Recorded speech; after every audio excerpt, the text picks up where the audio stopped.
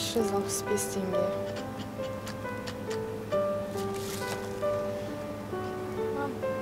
Не болды ғой?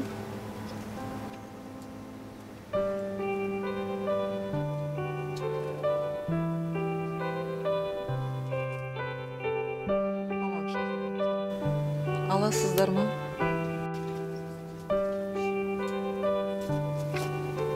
Қалдымсың. Жоқ, рахмет. Алмайтын болдым.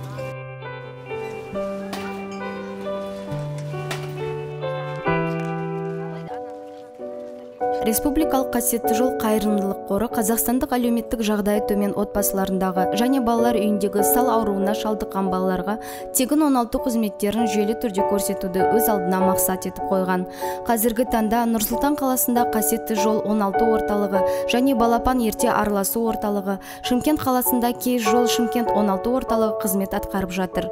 2014-19 жылдар аралығында 4300 балаға тегін 16 қызметтер ұсынылды. Алғашқы қадам, алғашқы сөз. Мөлдіреген көздерінде үміт ошағы ұялаған жас сәбилерге жаңа өмір сыйлауға сіз де үлес қосыңыз.